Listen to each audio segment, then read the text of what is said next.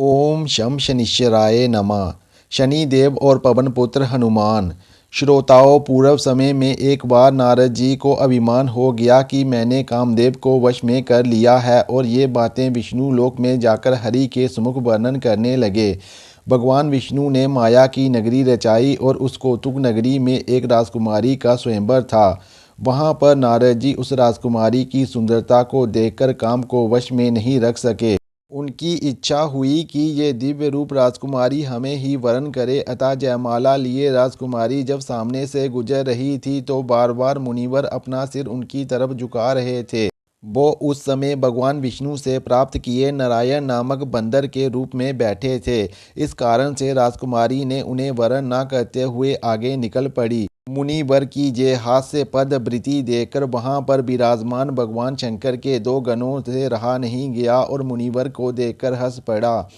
इस पर उन दोनों गणों को नारद जी ने शाप दे दिया कि तुम दोनों राक्षस योनि में उत्पन्न होगे। उनके शाप वश में दोनों गण पुलस्त कुल में उत्पन्न होकर रावण और कुंभकर्ण के नाम से विख्यात हुए। वह दोनों दानव बड़े ही शक्तिशाली और मायावी थे। अपने पराक्रम से उन दोनों ने पूरी सृष्टि में हलचल मचा दी। मनुष्य तो मनुष्य है, उन्होंने तीनों लोकों के देवताओं का जीना हराम कर दिया, क्योंकि रावण ने भगवान शंकर से अनेकों मनचाहे वरदान प्राप्त कर लिए थे। रावण साधारण योद्धा ही नहीं बल्कि वह एक महान तपस्वी और चमत्कारी योद्धा था। उसे सृष्टि की विनिष्टकारी शक्तियों के विषय में पूर्ण ज्ञान था।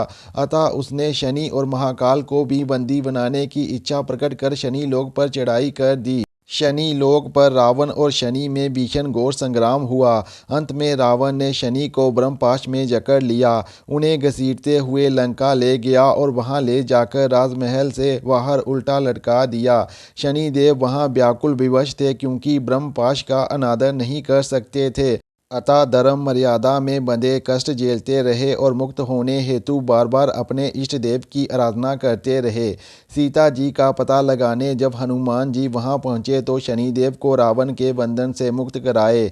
इस पर शनि ने कहा, हे महावीर पवनपुत्र हनुमान, मैं आपके इस कार्य के लिए सदैव ऋणी रहूंगा और आपके सम्मान में ये वचन देता हूं कि आपके भक्तों पर मेरा प्रकोप भूल से भी नहीं होगा। जो मानव मेरी इस कथा को पढ़ेगा या सुनेगा उस पर हमारी अशुभ दृष्टि कभी नहीं पड़ेगी।